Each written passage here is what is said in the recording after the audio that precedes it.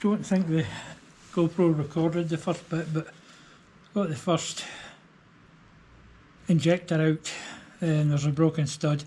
5/16 8, I think.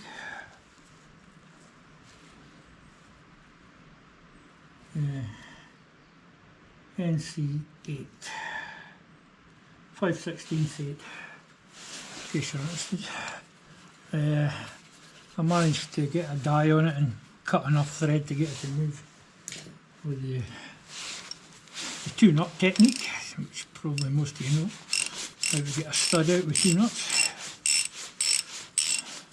I've got paper jammed down in the hole, stopping the dirt getting down there.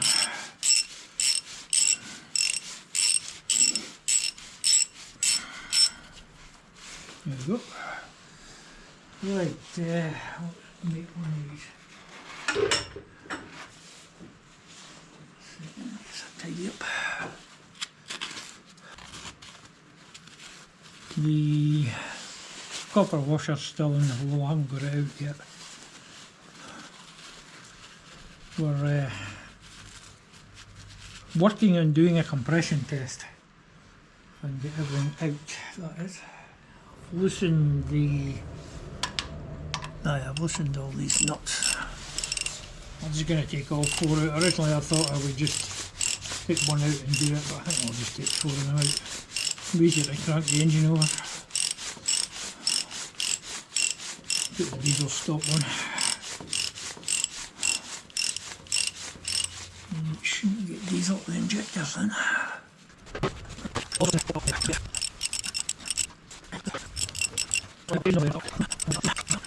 I've got a tray somewhere I made up for the major that I can sit all the injectors into and do it up. It got the injectors, the fuel pump was, I put it up to a specialist and it was just in a new diaphragm, I think that's all that was wrong with it, but they did the injectors as well and the cylinder head for me. Paid them quite a bit of money and all. Got the fuel lines open, they're 5/8.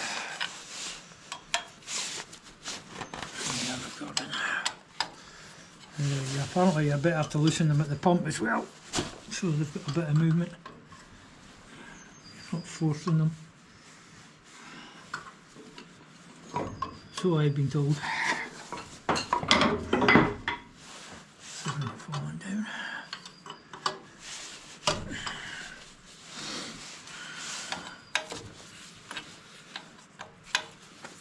The big question is, would it actually matter if the injectors didn't go back in the same cylinder? Because they're theoretically all the same, aren't they? Let's see if we can get them out first. These older engines are a lot simpler than the more modern ones, with their computer controlled and variable valve timing and putting exhaust gases through the engine a couple of times and all sorts.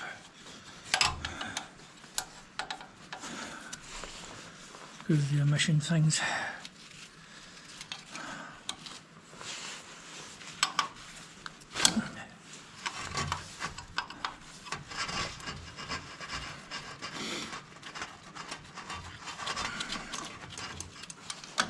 I know a lad that works for JCB, and if an engine needs repair, it goes back to the factory.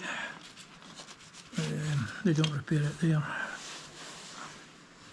And they put a short block in or something. Let's see if we can persuade this one to move a little bit.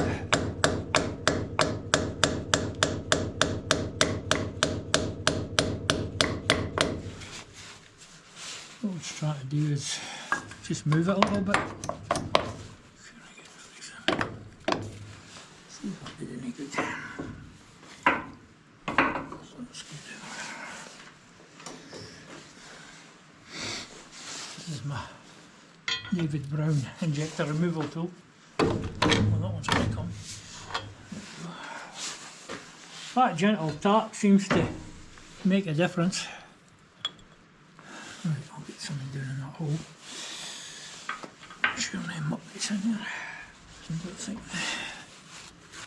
the washer came with that one either.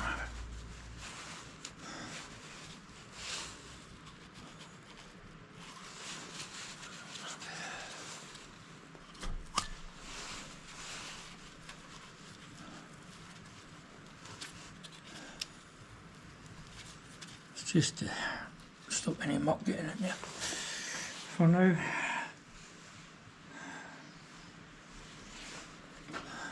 It'd be good if they all came out like that.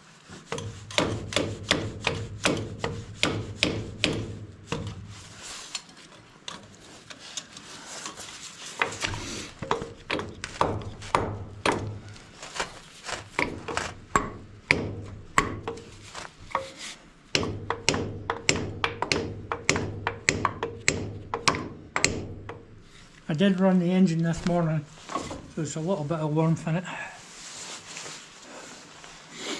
We're in the afternoon now. Oh, look at that. That gentle tap seems to make all the difference. Let's put these on the bench. Right, that's the last one. I'll give it a wee tapping. See if that works.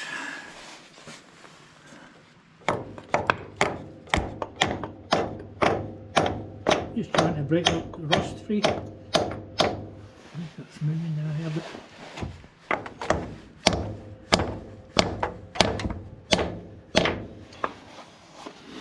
see if that'll move.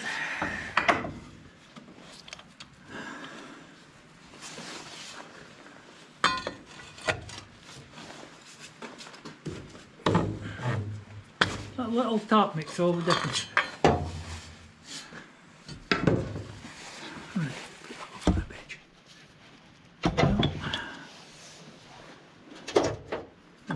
That's number one I cleaned up earlier. I'll just shut you off there and I'll bring you back when we're doing the compression test. I was having trouble using this compression tester. I couldn't hold it in, it was hitting 300 psi, so I've made a fake injector that this fits onto, so I'll turn it over and see what we get. There's going to be bits of paper going flying here in a second.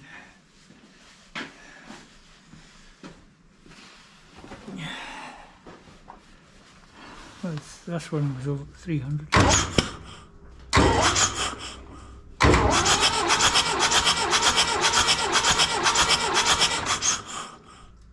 300 plus.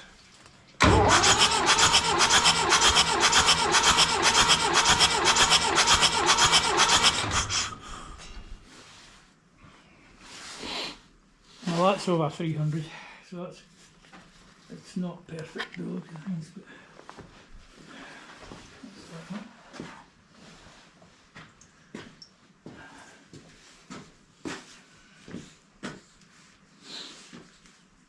Yeah, it's got an M16 thread onto it, and the plates, I made them bigger so you could use it in different tractors.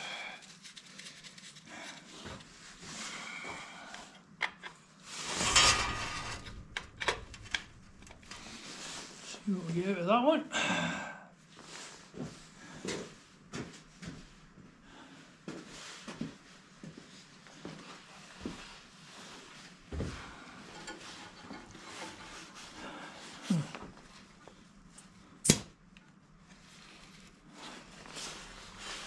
There it goes.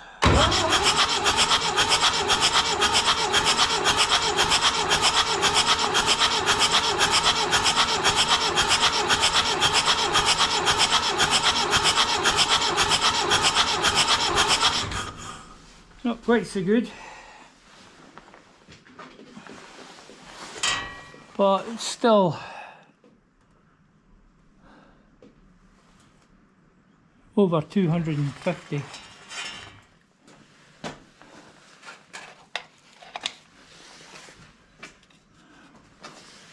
See what we get from it.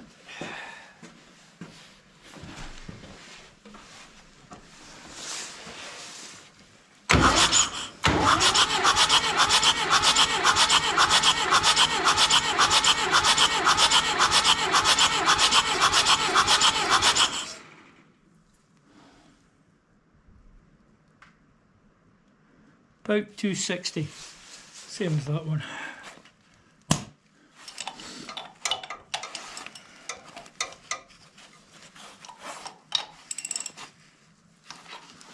Right, the last one.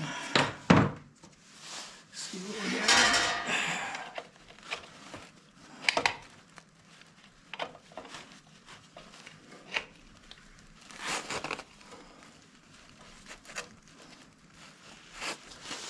There we go.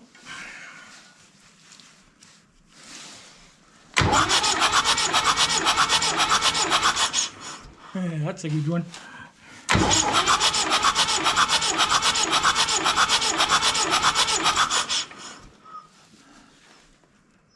Well, 300's there, plus 50. That's about 350. That's the best one.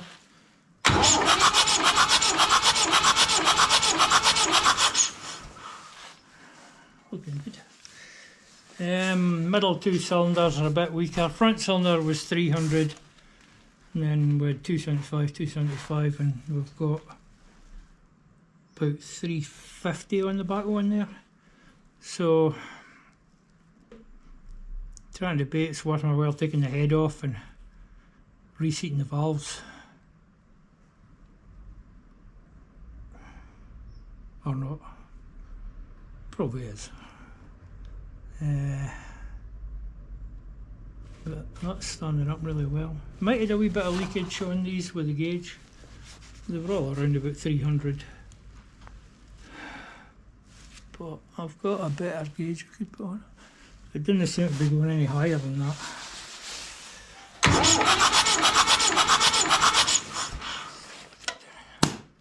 Do it again, see what it goes to again.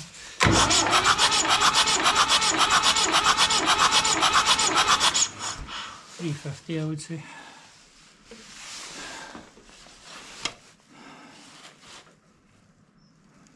Yeah. Two's 50. That's 300. Definitely the best cylinder. Anyway, with that, I'm packing up for the day because it's cold, and that's all I wanted to do. I made that. I machined up that fake injector. So it'd probably be worthwhile taking the cylinder head off and reseating the valves. And if they're in a bad state, I could put the head up to get done. It's more work, of course, but anything would be better than if it would just start when it's hot, but it won't start when it's cold. Might stick the injectors on to the pipes and put them into a bottle so we can see what the spray pattern's like. Cylinder 4's good, cylinder 1's good, not quite so good. 2 is the weakest, and 3 is a bit weaker, so there is a difference in them. Anyway, I'll stop you there and I'll decide what I'm going to do. Compression test day 2. Apparently if you put some oil down the bores, which I've done, it'll tell you whether it's the valves or the rings, because you'll get a higher test pressure. So it was going to about 250-ish, the lot I've done. I just did that one and it went up from 250 to about 400. See how we go.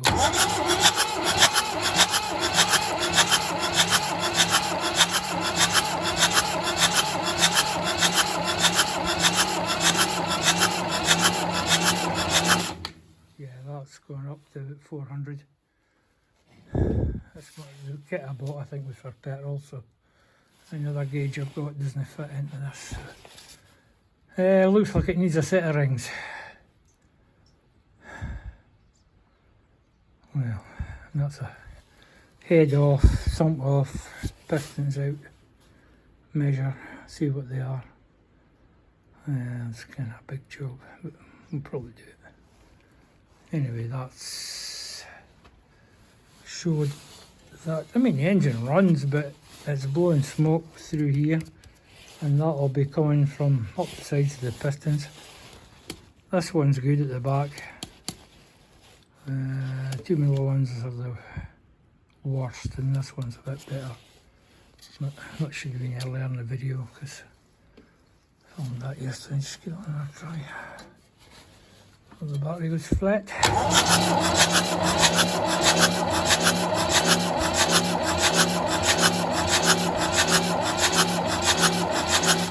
We're coming close on 400 psi there.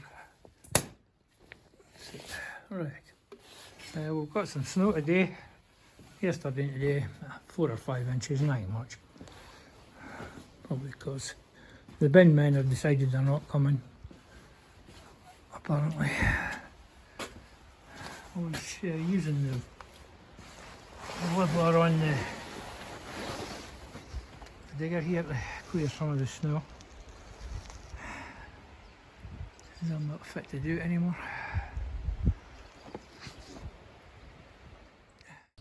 I bought this 9-inch Prat 4-jaw for the Edgewick lathe, but it's needing restored.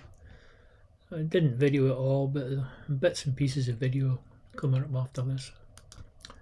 I need a 4-hole bolt pattern to use the original backplate of the old 4-jaw I had for the Edgewick, and I was looking at these, but I came up with a cunning plan.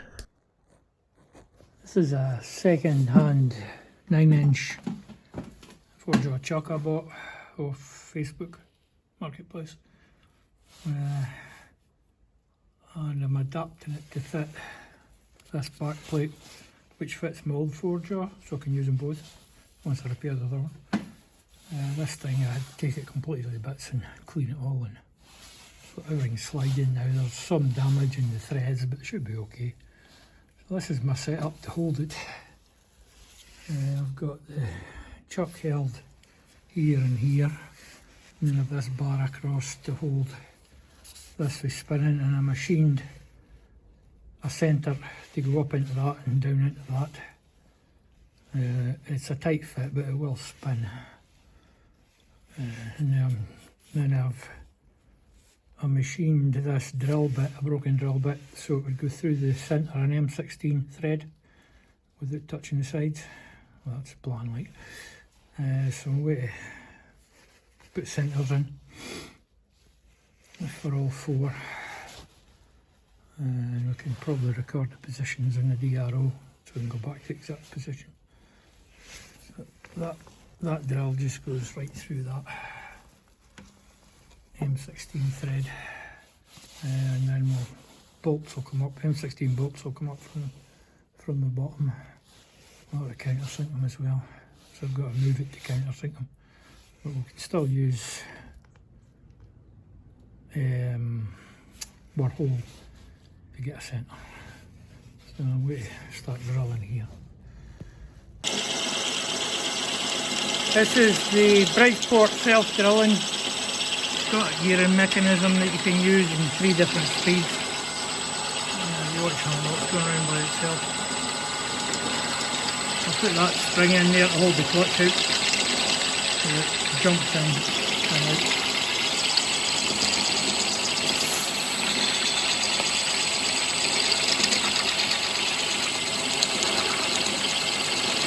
This is my through hole size for M16, it's 17mm drill it's in. I've got my 4 pilot holes drilled.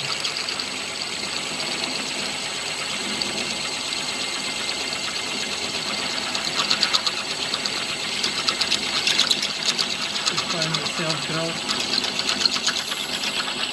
Should go faster than that, but the funniest thing is, carbide drills, they just went blunt in this stuff, so it's just a HSS drill I'm using now in it, it's actually better.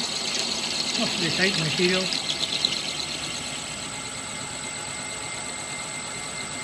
That might be a screw. Yeah, we're just, see that juice coming through.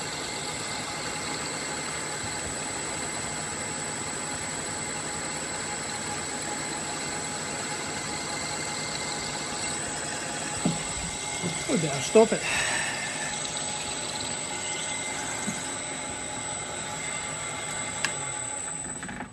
That's running 600 RPM, right about there. Right, I'll get rid of that and I'll try in my M16 bolt. That's me got the 4 holes drilled for the original Hedgewick backplate, which that is. And I've got 16mm Allen bolts to go through here and that goes into it. But it's also the same as the old chuck, adapted to the 16mm. I made a better job of this one. So I'm just getting ready to assemble it. I'll put all the screws in first and the keepers in the back there. And there's a bit of work to do in some of the threads and the jaws. Some of them are a bit damaged. It looks like it's got stuck and somebody's just forced it and damaged the threads. Instead of taking the thing apart and cleaning it. So, onward. Took quite a while to bore that four holes. That's my Prat 9-inch forge I bought. Taken apart, thoroughly cleaned. 4 new holes bored for the Hedgewick back plate with 16 bolts. And there's a couple of the jaws.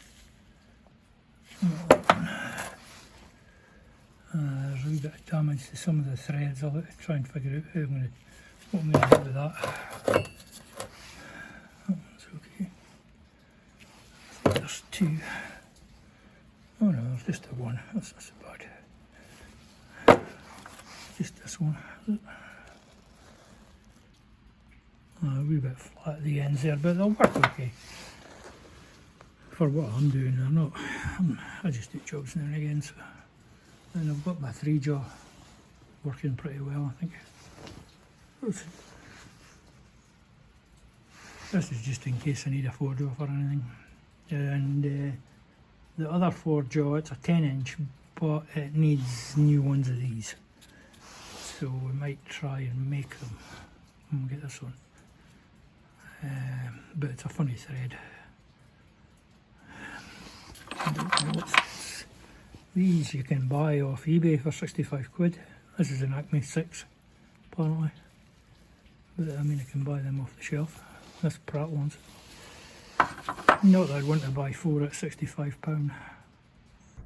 I was up seeing my brother-in-law and he gave me a few milling tools. This U-drill, but not the adapter there. And 3 shell mills and a vicious mill. It's got about 6 carbide inserts in a row. There's one other thing as well, can't remember offhand anyway. I'll explain about this adapter in the next video. I've just been milling this groove in this adapter I had. The old adapter, it was like a hen's leg, shall we say. It was all over the place. There is another groove round the back, but I think somebody tried to cut it with an angle grinder. Didn't work. Anyway, this fitted this U-drill quite well. The 2 Allen bolts have gone down onto the flat, and that's the one I've just taken out. It's within 0.02 of a millimetre width and depth, something like that. It's quite close to what I measured off of one of an R8 collet, so it should fit up in there. I didn't want to take it out of there till I make sure it fit up into the J head there. So that's another tool I've got, and I've got a few more. I'll go through my brother-in-law. I'll call this one, I'll just call this one the Beast, I think. This has got a welding shank, I believe it's called. So we need a bigger, could make an adapter for it. I don't really want to turn it down because it's got umpteen inserts in it. There's that one, and there's a few of these milling cutters. I'll get adapters for them as well, or make it. There's one of the 2. That's that one. That's the little one. And then there's Big Daddy here. It's a chunk of thing. Can't remember what is it goes like 4 inches, 100mm across or something. I think it's big. 8 inserts. 1, 2, 3, 4, 5, 6, 8 inserts. I don't think it's ever been used. So you can get adapters for them that'll just slot straight in there. About £25 each, I think. So 3 adapters, £70. For a hobby it's a bit too much money, I think. I drilled these holes with a normal drill bit, so they're tapered at the bottom, but this should flatten them. We'll give it a go. Put some cutting oil on, I think. It's got carbide inserts on the bottom of it, and you can put through tubing in as well. We'll see what happens.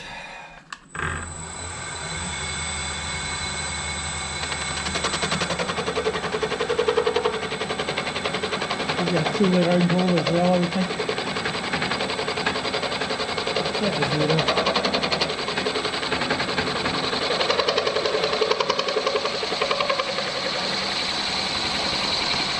Just mincing through that.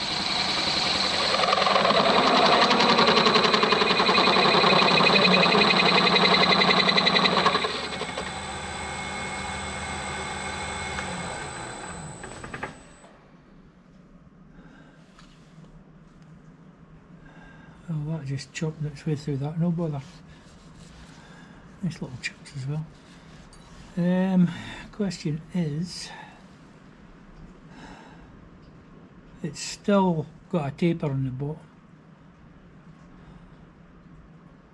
I think I'll leave it there and we'll try it when it was set up. It's not hard to set it up. See if we can hit this other one.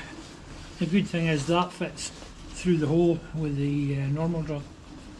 So we're just drilling the bottom sort of thing. We're in trouble here.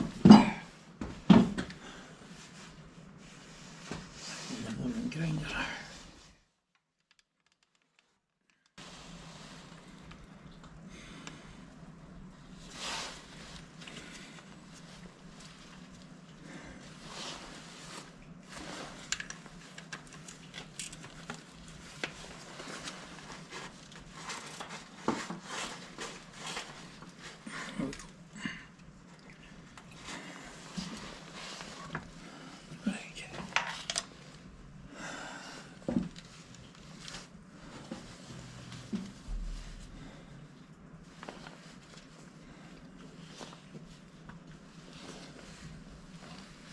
They're quite popular with the professional machinists, these carbide insert drills, because they drill through holes, I think.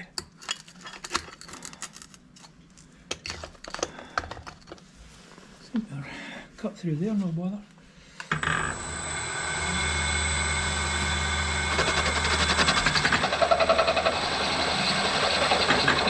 Maybe 800 RPM, maybe 900.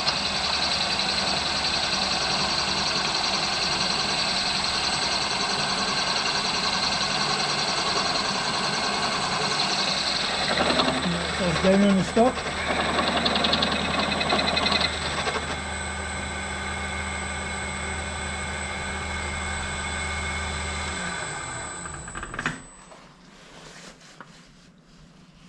Right, I'll do all 4 and I'll try it with the back plate to see how much thread we've got left. Now I'll pop it back in again, and it's only 2 clamps, like, so it's not a problem.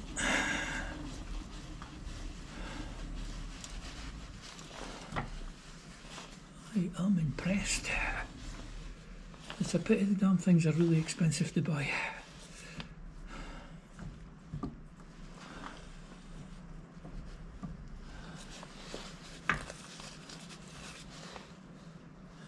See, that hole's not round. Right, we'll be in a second though.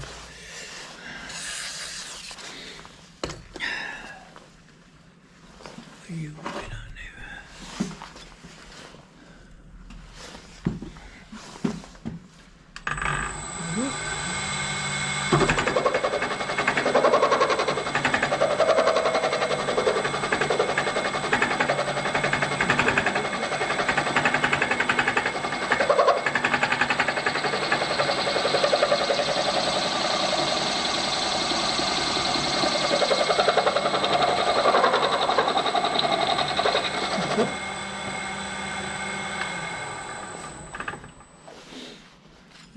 a wee bit there.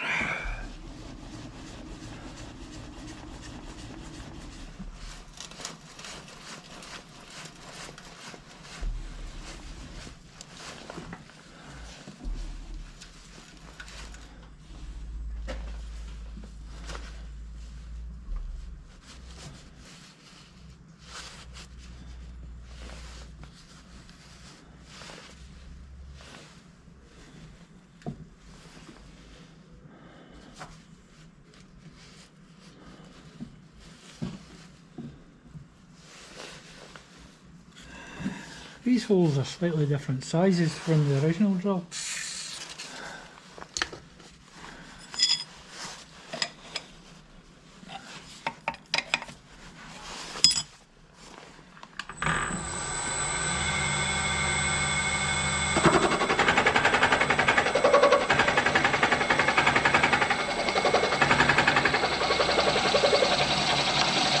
It's not slow at drilling.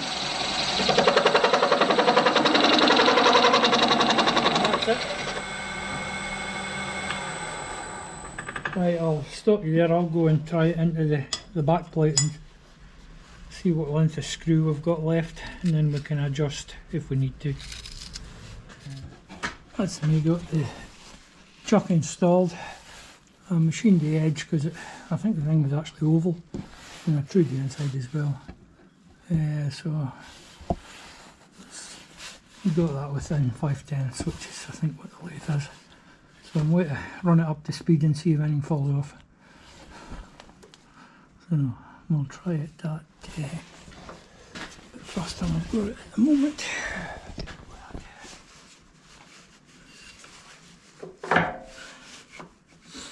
290, which is 500. I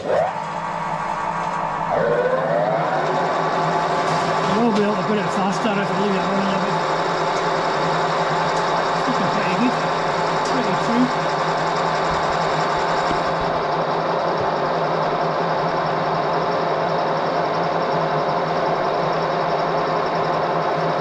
Looking pretty good, it's running nice and true now. I didn't like the wobble.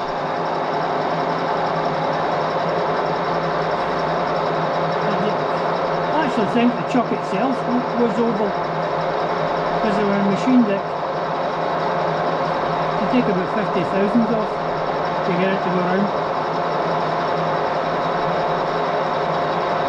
Let's run at that and then we'll kick it up to 1,000. If it'll do it.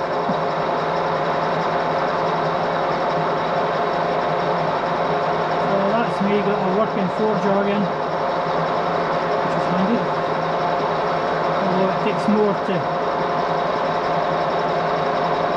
time because you have to tighten it.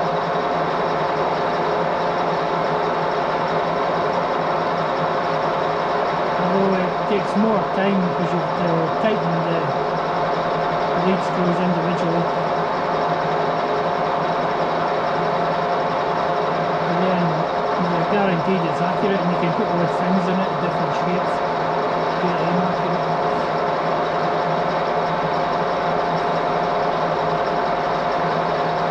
Right, let's see if we can get it a little bit faster.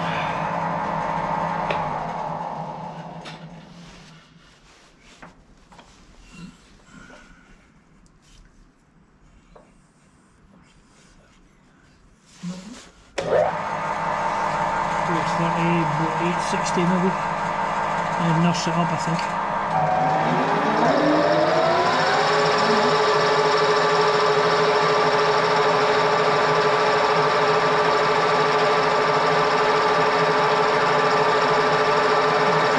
About 860 RPM. I've got one faster. I'll try them out. That'll have a lighter mass than the old floor jaw so I can spin it up easier. It's actually lighter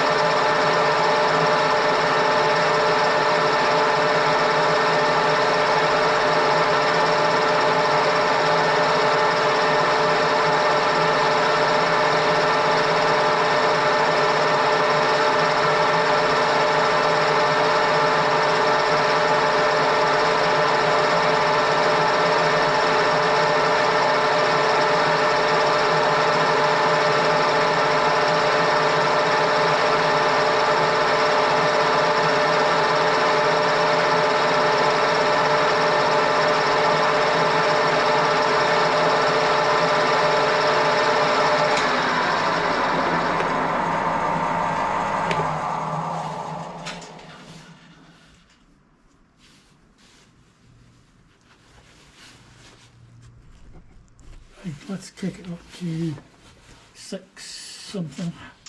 I'll just check all the bolts are tight before we do that.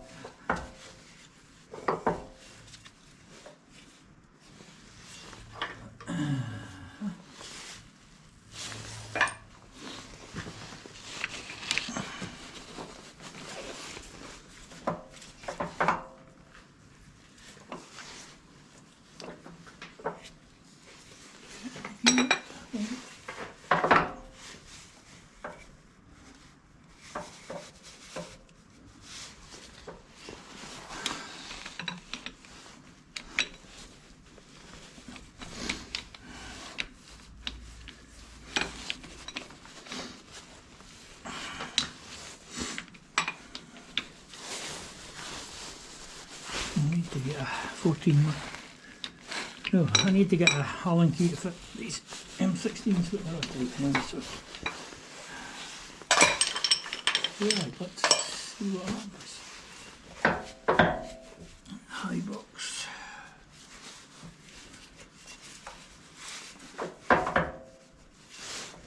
And fine.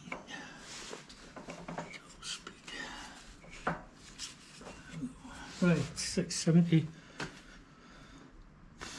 Well, you can double it.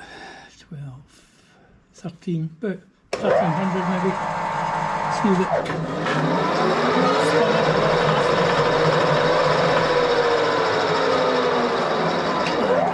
Less not liking it.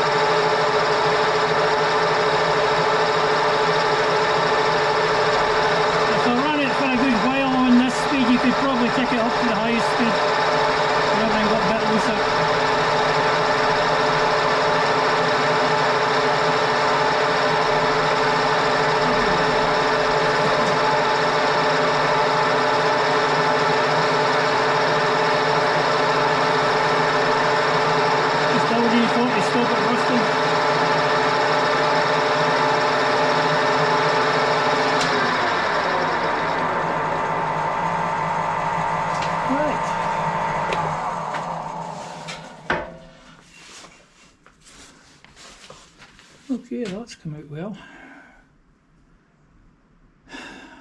Right, our next mission is steel work on this thing.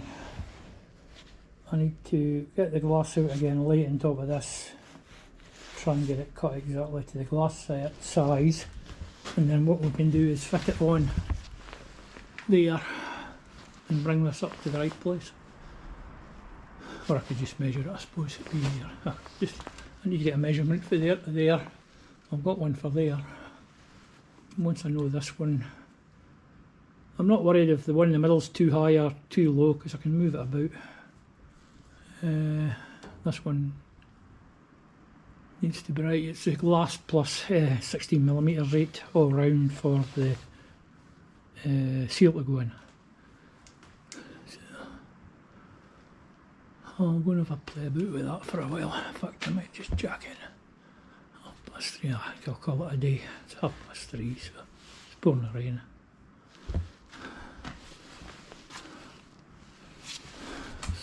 Yeah, I might just go and get a measurement for that. See, I got these shell mills from my brother-in-law as well. I think this one's 100mm. Yeah, I need 800.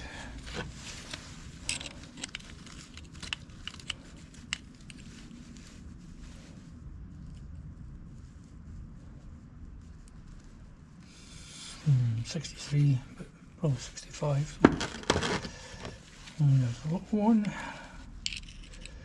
with these really weird 73. It's got these octagonal carbide inserts in it. I don't think I've ever seen them like that before. But they've all got the same problem. I don't have the arbors for them. Let's see what size they are.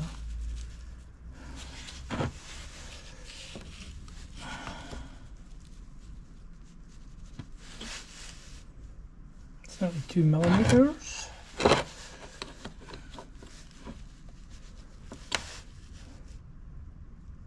That's 22.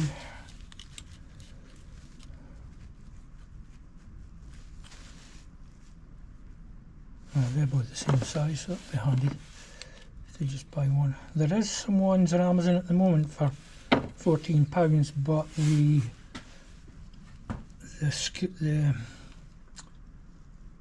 screw that goes down the middle of the Bridgeport has been drilled at the wrong angle, so you would have to drill it out and weld it up and re-drill it or something. Yeah, but they're only 14 quid instead of about 30, so something I could probably easily do, like, so let's see. Yeah, 22. So that is.